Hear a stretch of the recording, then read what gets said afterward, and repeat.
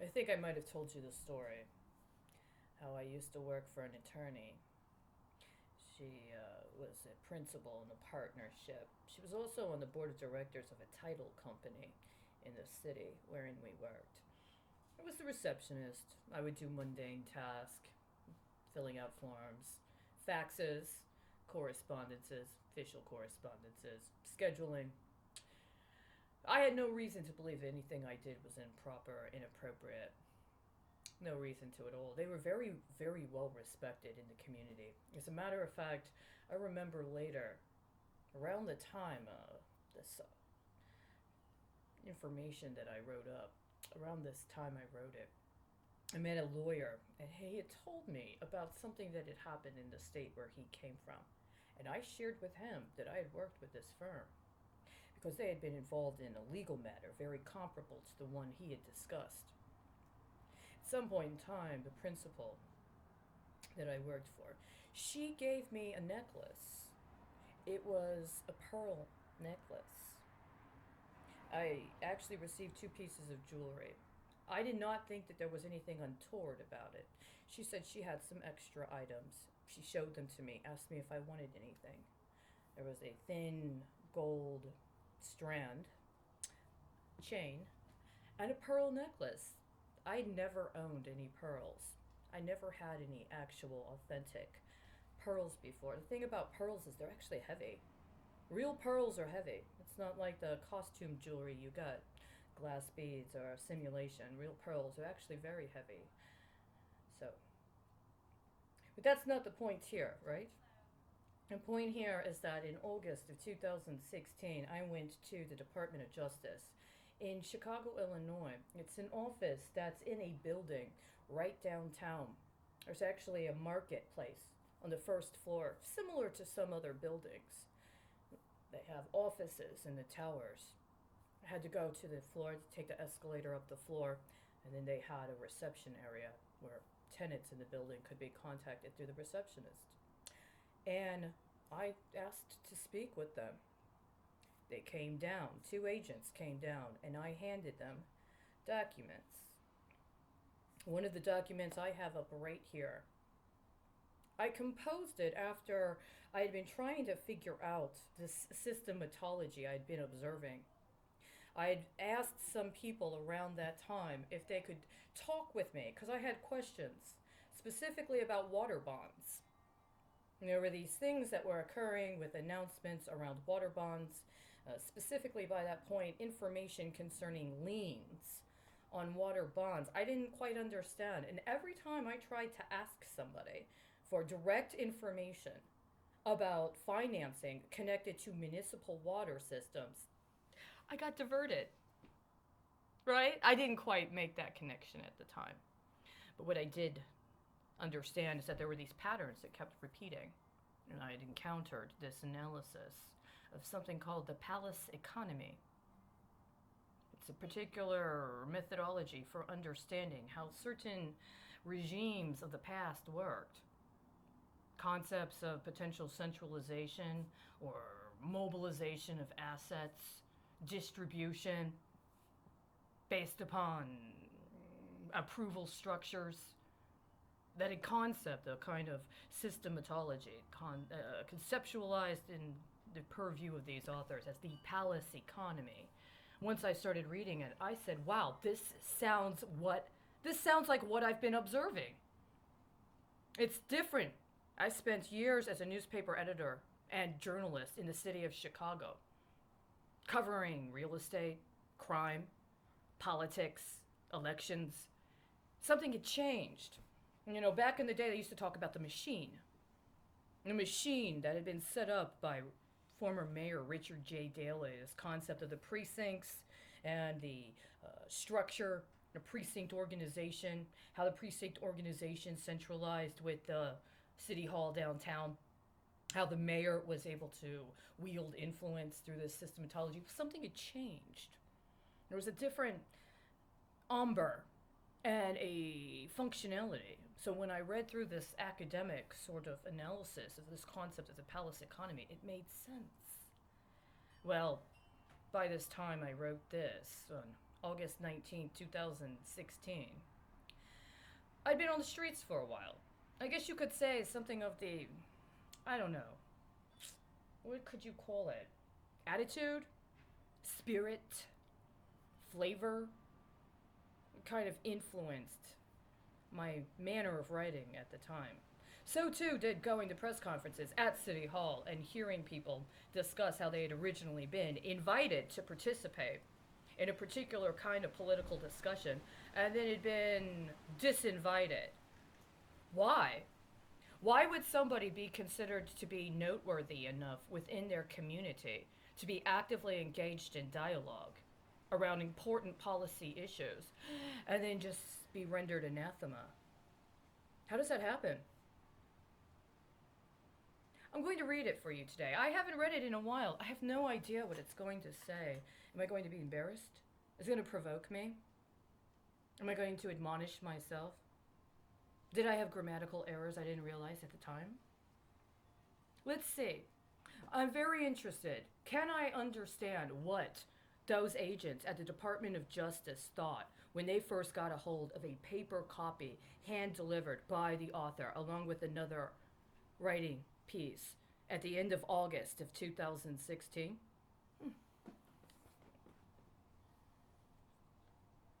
Rom's palace took quite some time to construct. It seems he's been building it brick by brick with the help of many friends for a very long time. In the process, he's assisted them with the construction of their own palace economies. But as we approach the realization of a one world, is there room for all those dynasties? Rom's palace begins with a solid bedrock brokered in his first days as assistant to Mayor Richard M. Daley and solidified as President Bill Clinton's lead strategist for the North American Free Trade Agreement. NAFTA enabled a foundation for subsequent subsidiary elements that provide the nexus for his success. It broke down workers' rights and rescinded indigenous and farming community rights gained through decades of resistance and organizing. On a local level, his counsel to Daley helped affirm the city's machine and sustain the legacy of disempowering African Americans, Latinos, and other communities in the city, even while a few select individuals were propelled into positions of influence under the rubric of diversity. NAFTA set a framework for corporations to secure all areas necessary for their profits and expanded upon networks developed over decades, both in the United States and Central America and Mexico. An example of how this played out can be seen by NAFTA's descendant agreement, CAFTA, which expanded NAFTA south into Honduras. U.S. manipulation and co-optation of the Honduran government and training of military personnel goes back to Honduras's use as an intercessor for U.S. suppression of the Sandinista overthrow of Somoza and the corresponding support of the Contras. This also included abetting large-scale drug dealing carried out by narco-terror groups who supported and were supported by the Contras. Their Honduran government was stacked by autocrats who had long been free trade advocates and developed U.S. connections during their higher education at U.S. universities.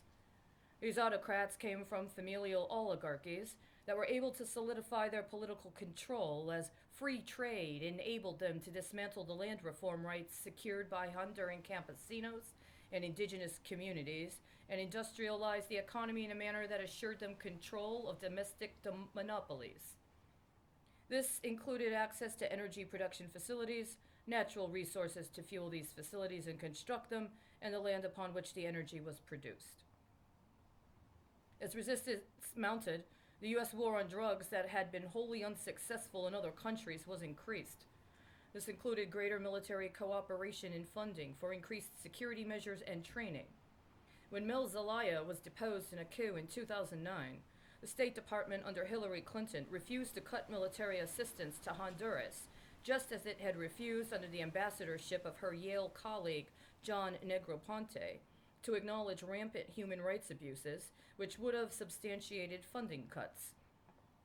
These practices in Honduras and the individuals connected to them, including Bill and Hillary Clinton and other myriad national and local Chicago public officials, are illustrative of Rahm's construction of his very own palace economy. He had a grand design and hence needed many connections to see it realized. This meant assuring many other people would be able to utilize his design elements to construct their own palace, replete with its own specific economic components. These components were obtained in Chicago. One of the primary facets through which to discern the scheme is to note the swap deals developed in Chicago and the state of Illinois during Rahm's ascension. He helped work with then Mayor Richard M. Daley to implement them locally, and his old congressional buddy turned governor Rod Blagojevich on the state.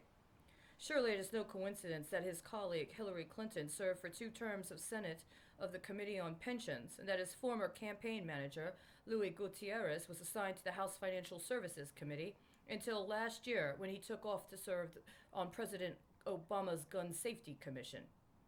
Private companies do swap deals, but for the most part, limit their terms to 5 years. These swaps, however, obligate states and municipalities to terms of 20 years or more. In fact, Exelon did a 5-year swap deal and was able to pay it off. Surely with his early profits off of acquiring the PECO deal and its subsequent merger with ComEd, Rahm had plenty of comprehension of how these swap deals were supposed to work and why corporations did not sign up for more than 5 years. Was this behind Rahm's decision to sign a waiver of liability for the banks cutting these swap deals at the end of 2015? Other municipalities, as well as a group of the Chicago Teachers Union, had successfully sued banks for misrepresenting the terms and risks associated with the swaps. Rather than use his business acumen to prevent Chicagoans from billions of dollars of debt bondage, he released the banks from culpability and continued to pilfer public resources for their financial gain. In January of 2016, Rahm proposed a $400 million increase in issuance of municipal water bonds, ostensibly to offset the city budget crisis exacerbated by the swap debt payments. July of 2016, Rahm announced that he was going to increase utility rates nearly 30% over the next 5 years to help pay budgetary items, including pensions for city employees, or rather, the interest on the swap debt for the city employee pensions. The Metropolitan Water District receives most of its funding from property taxes. It also has a substantial amount of its budget allocated to pension funds for its current and former employees. He already drew on property taxes twice. Now he's going for utility rate tax increases. However, the MWD, a public utility, is based on revenues he's already tapping into, and the city is using the water system as collateral for bonds issued to pay off existing debt. And the MWD already had its own swap deals for which it needs to pay. Additionally, the electricity providers for the city are obligated to comply with the terms of deregulation, which requires there to be separate agencies for supply and delivery. This provides a space for a third-party operator to come in and offer discounted delivery rates. Ambit Energy is such a third-party organization and is currently in a massive national expansion drive. Questions abound as to what amount of these increases will actually see their way to city coffers, or rather will proposed increases merely open up opportunities for more of Rahm's buddies to profit off of the municipal fiscal crisis. A situation like the one confronting Flint, Michigan, shows us what happens when profiteers decide to gamble with city public resources like the water system. Additionally, the MWD gets revenue off of property taxes, which fluctuate due to assessments and valuations of residential and commercial real estate. Increasing property taxes increases valuation for the water district. However, who ultimately gets this money? It's not going into funding schools or improving infrastructure at the rate it should, or we wouldn't be in a crisis. It will instead go to pay off interest on loans provided by the same banks that got bailed out after the 2009 financial crisis, which itself came on the heels of a swell of housing foreclosures that impacted millions of people in great need of public resources. As the foreclosures not only deprived communities and families of assets, but also impacted people's credit, preventing them from being able to use private market sector means to recover, more people were engaged in the welfare system that had been strategically developed for maximum profitability to the private of the emerging public-private partnership model. The Chicago Housing Authority plan for transformation saw to it that communities long neglected and without direct investment were thrust out to be replaced by mixed income and mixed-use developments. Instead of working with communities to establish land trust or incubate small businesses from within the community to give members capital and real assets, families were told to relocate away from each other, destroying existing networks so they could be poached and absorbed into established systems feeding this nexus. They were made to await units that were packaged into real estate deals that barely covered the numbers of people needing housing. The demand for public housing increased just as the access decreased. Instead, former public housing stock was also open to speculators who were able to capitalize on Community Reinvestment Act credits that are available through banks to investors in poor communities. In exchange for a fraction of the needed replacement housing, developers are able to get tax credits, another potential revenue source for the city and city services that is cut off to benefit the private market. And banks are able to say they are compliant with federal laws that were supposed to assist and support poor people. It is important to note that Rahm spent a year on the Federal Home Loan Board that oversaw Fannie Mae Freddie Mac. What he specifically did is hard to say, as his record was suppressed by President Obama. But it is while Rahm was not the strategist for Bill Clinton that the CRA revisions that underwrite the CHA's plan for transformation came to be, and around the time that he served on the board, the communities were losing their homes due to bad financing brokered by longtime friends of his. These current budget issues have been intentionally orchestrated for several decades. In the course of this, crime has increased and young people are shot in the city at an alarmingly high rate. The increase in militarization and private security in the city has not abated it precisely because those policies have gone hand in hand with a campaign of impoverishment. The only way to deal with the crime in the streets is to deal with the crime in City Hall and see to it that the wealth of the people is returned. We need to engage in community-based democratic institutions like the elected school boards and elected civilian police accountability committee. We also need a public municipal bank that allows for city monies to be invested locally and establishes democratic participation and control of city finances into the hands of Chicagoans. We need to expand on the development of public land trust and community reclamation efforts and stop selling the city off to irresponsible opportunists. Now, as I'm reading this, just in the first paragraph, the first two paragraphs, three things have very substantially changed, but have yet verified many of the early, I guess you could call them accusations that were levied in this writing. I'm not going to comment on them now. There's at least 5 things that are coming up as I'm reading this that have expanded upon the initial pronouncement that was made in this document. It's also important to know that when I submitted this, I also submitted this with a version of an article that had been publicly published that I had also sent to members of the Senate Banking and the House Financial Services Committee in March of 2016. This was not an attempt at any sort of conflict of interest. I understand now that in conjunction with my request to the Congress, that there was some activity that had been engaged.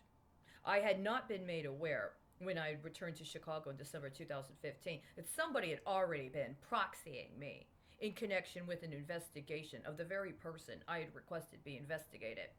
How far back did that investigation go? Why was I never informed that I was of material interest in any ongoing investigations? Why was my early life allowed to be sabotaged, repurposed, and sold off to other people? This is very important because as I'm reading this, it seems that many of the things that were mentioned in here have come up recently, but in consideration of accusations levied against other parties. Specifically of concern is that this does not speak about the relationship between the North American Free Trade Agreement and the decommissioning of the former Soviet state assets that were connected to each other, not only in timelines, but also in terms of structuralism. And it doesn't speak to what was going on with the tax increment financing district designations, specifically in Chicago.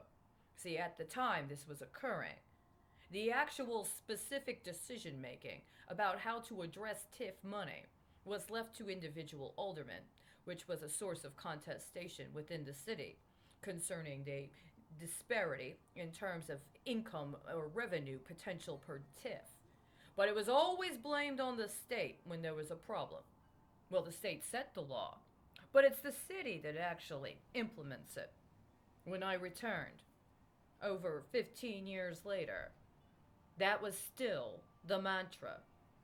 I did not know at the time that the metrics associated with my concerns around matters related to NAFTA and Gazprom were also very present in decisions and processes engaged by the state of Illinois that had material relevance regarding factors that were changing in the city of Chicago while they were rolling out the Chicago Plan for Transformation.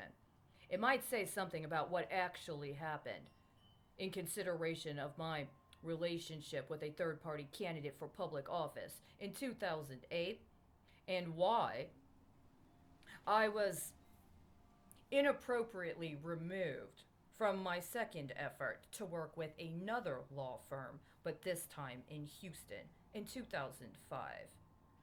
I hope that these matters are addressed forthrightly and honestly and as soon as possible.